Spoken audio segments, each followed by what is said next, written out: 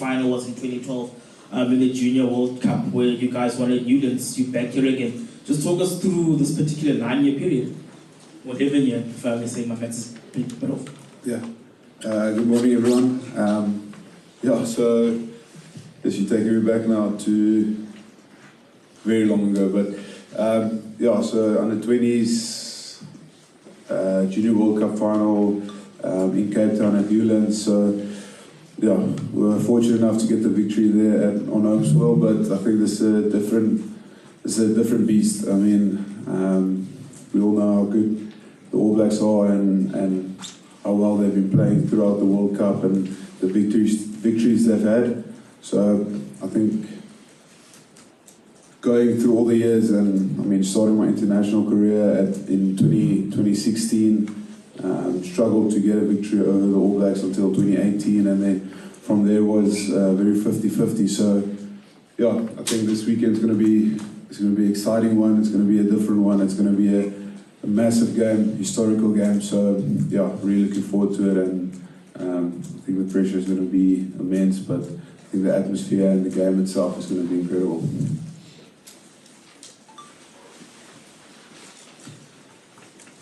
Steven, can I ask you about RG Snyman? So I don't know if I'm not pronouncing his name the way you guys do, but I think everyone's aware of the journey he's had to go through to get from one World Cup to another and everything he's fought through.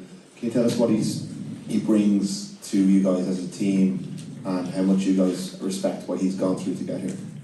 Yeah, I think RG's, I mean, he's been very unfortunate with the injuries and the ACLs he's had.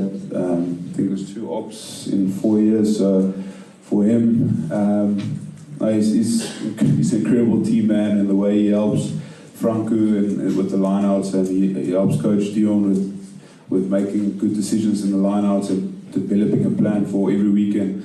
It's exceptional, and then just the energy he brings off the bench. So we all remember like the bomb squad and the energy we had in 2019. I think he's taken that same role this year, especially in the World Cup. And I mean, he's been playing great rugby. He's been carrying the ball well. He's done extremely well at lineouts, and he's bringing a next level of physicality. I mean, he's a giant among men. So extremely proud and so fortunate for him to have him in our team, and he's been playing great rugby, and I'm extremely proud of him.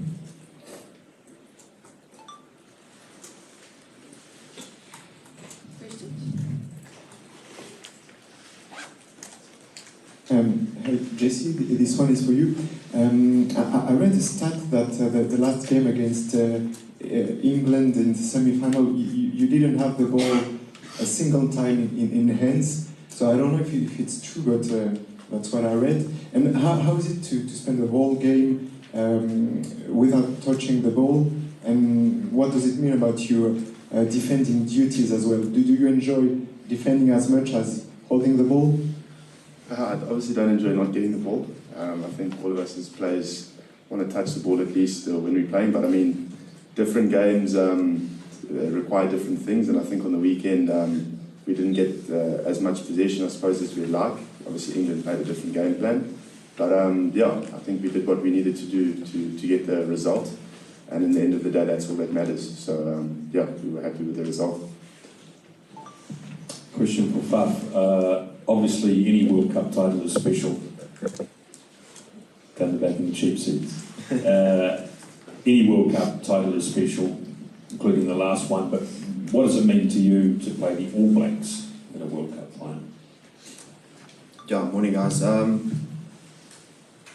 I think it means a lot. Like you said, it always remains special. It doesn't matter who you play. I just think because of the history that we have with them, going back to 1995 and getting to play them in a final again, it just I think it brings back a lot of memories for a lot of people back home.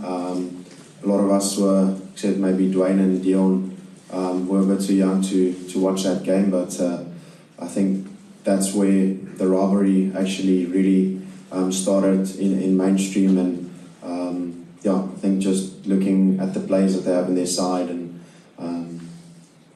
this guys that we've been looking up to since we were at school, guys playing the final games now for them and for us, There's just a lot that's special about this game, and we're both going for the same thing, which is going to make it so much more of an exciting and tough match. But yeah, I think I overheard Sia earlier to say you dreamt about this is a bit, it's probably wrong, because I don't think you do dream that far. But we're here now, and I'm feeling extremely privileged and blessed to sit in this position, and yeah, going to give everything that I can. And if it's my last game, I want to make it remembered for me as giving everything and putting everything on the line. Have any of those 95 guys been in touch with this current team? Someone like Francois or anyone else? Yeah, I think just through a few messages to the guys. There were a few of the guys at training sessions and just feeling support from them. So yeah, I think even if they haven't, we know we have their support. But I think there are a few guys that's got a few messages, and we do draw a lot from that, and we know how proud they made the country and how proud they are now of us. And we need to continue that, and hopefully we can add another W to the records and hopefully take that cup back home. Faf, I was just wondering, without the bench means there's no sort of specialist scrum half there, means you'll likely go 80. Just wondering if that changes your approach or if it changes the way you look at the game at all? No, not really. We've played like this before, and I've played a lot of 80 minutes in my life, and that doesn't really change things. I think if you're going to pace yourself to make sure you fit at the end of 80, you're probably going to lose this game. So we're going to have to go from the start and give it our all. And luckily we've got Kwaka covering 9 as well, and he doesn't get tired, so that's fine. And yeah, Jesse's also been training there, so we've got backup. So that doesn't really bother me at all.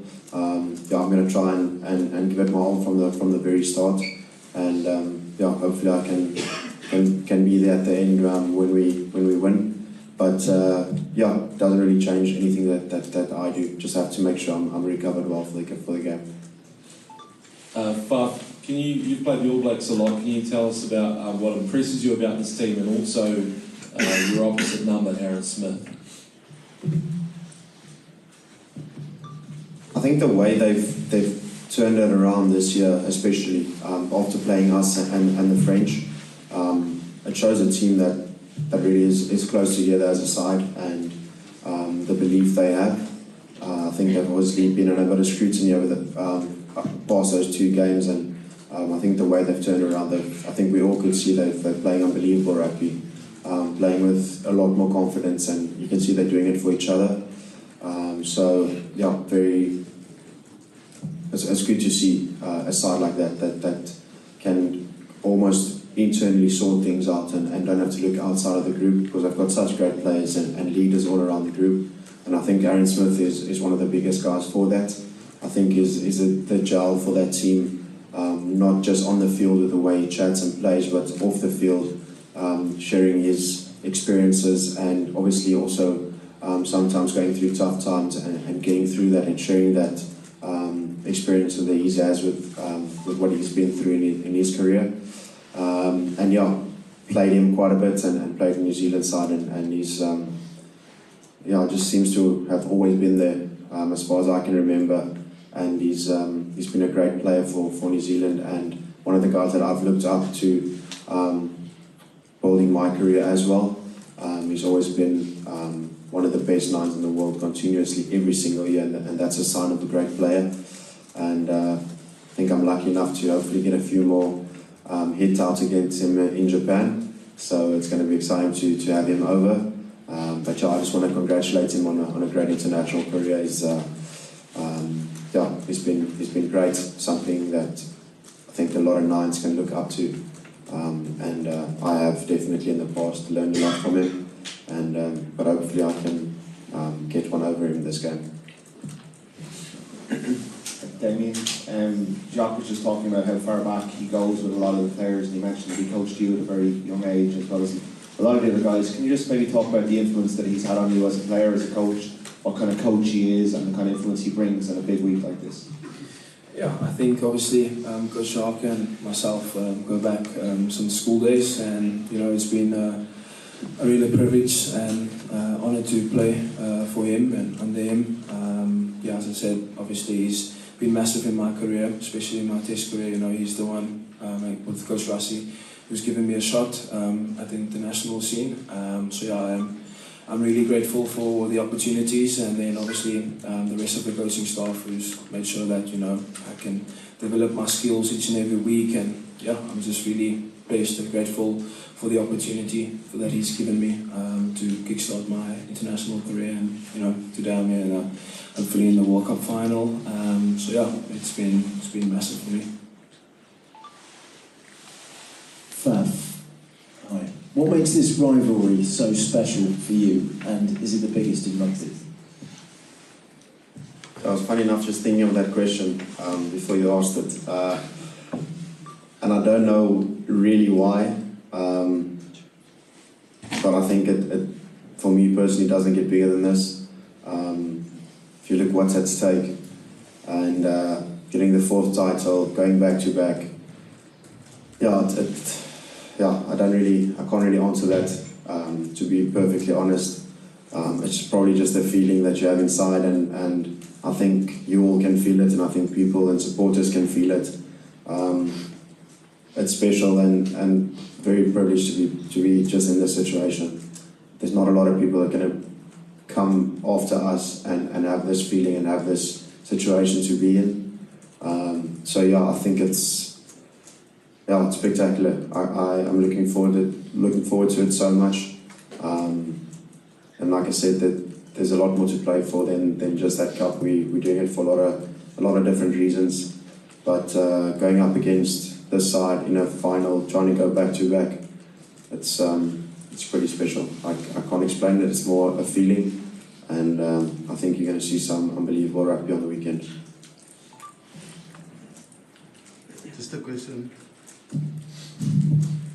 from Damian. Question from Damian. You played with Jason Kobe for quite a while. I think if I'm not facts right, he's playing his 30th test match on Saturday, and it's also his birthday. Just a word on him, and also on part of the comment. Yeah, obviously I've been fortunate enough to play with Jason, starting at the Stormers when I just got out of school. So yeah, he's been obviously a great player to obviously learn the game from. Yeah, as I said, started at the Stormers and then now at International. I've had the privilege to play with him in the back three. He's a great player. He's always someone who, if it's to be, it's up to him. He's always the one to take the ball and, make the play. So yeah, it's great to have him in our team, and, hopefully he can provide us again with a special moment, just like he did in 2019. And yeah, I think as Fafi said, it's going to be a great game of rugby. It's going to be a contest all over the pitch. New Zealand has been playing obviously really good rugby, so we're preparing for that test, and as Faf said, really excited. Just on Chisholm. His birthday today? No, on Saturday. Saturday. Oh, sorry. Sorry. Yeah, I guess that's a nice present to give him then, to get the win. He's a great guy. We've been mates for quite a bit, and sort of had a similar thing where he, going through our career, where he's always, people in the past said he's too small to play this game, but I think he quickly showed that's not the case. He's an unbelievable player, unbelievable guy, works unbelievably hard, and doesn't have a doubt in his ability at all. He'll take on anyone, anywhere, any place, and he'll probably come out on top. Quite enjoy him training at 9, seeing that he can actually become a bit tired, not just hanging out on the wing. So it's good to see that side of it.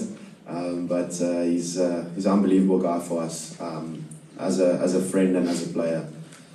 I think everybody feels when he gets that ball something special is going to happen, and more often than not it does. So we're very lucky to have him on our side. Good morning to all of you. Just two questions, one for Damian, one for Steven. Damian, how much motivation is winning a record fourth World Cup for you? And then Steven, with the team that coach has announced, all the pressure is on the forwards and how you guys take that? Yeah, just on that question, obviously it will be massive, not only for us as a team, but you know what it will mean for the country as well. And yeah, it's been obviously 4 years of hard work, sacrifice, dedication that's gone on into this, and the planning, you know, from the support staff, the coaches, and us as players, you know, sacrificing a lot of time from home, bodies on the pitch. You know, we've lost Malcolm, we've lost Makazole, obviously in the games leading up to the final. So we are doing it for them as well, and as I said, for everyone back home. So, you know, it's really special. But in saying that, you know, we are coming up against a great side in the All Blacks, and, you know, they're not going to obviously make it easy. They also want the cup, and, you know, as you said, it'll be the fourth for whoever wins on Saturday. So it's going to be a massive contest, and, you know, we've been preparing for that. And I think the pressure that we've got in the quarters, in the semi-final, you know, set us up nicely for the final. So, yeah, we're looking forward to it, and it's going to be wild there. Yeah, and so just on the forwards, Rassi and Jock made it very clear on Monday when we internally announced who's playing and the squad that it's going to come down to the forwards and the way we pitch up and giving a platform for the backs to show a bit of magic and X factor. But we all know the brand and style that the All Blacks play and how dynamic they can be, but for us it's all about work rate, that physicality, that scrum battle, that line-out mauling, and for us if you've got an opportunity to play for 40 minutes or 45 minutes, it's absolutely emptying the tank and giving it everything and making sure you leave nothing out there, and then the next guy just steps in and takes over. So it's all about an 80, 85, 100-minute performance, and with the way we pick the squad, it's giving you everything, emptying the tank, and the next guy just takes over and carries on with the job. We'll take, we've got 4 minutes left, guys, so question here and question over there. A question maybe for Faf and Steven, whoever wants to answer it. The hours must stretch a bit in this final week heading up to Saturday, and obviously the game not till 9. How have you, when you're not supposed to be thinking about the game, how have you been filling your time, and what will you be doing up until 9 o'clock? And Faf, is it preparing the hair, or are there other things? Yeah, that's a big part of it, preparing the hair.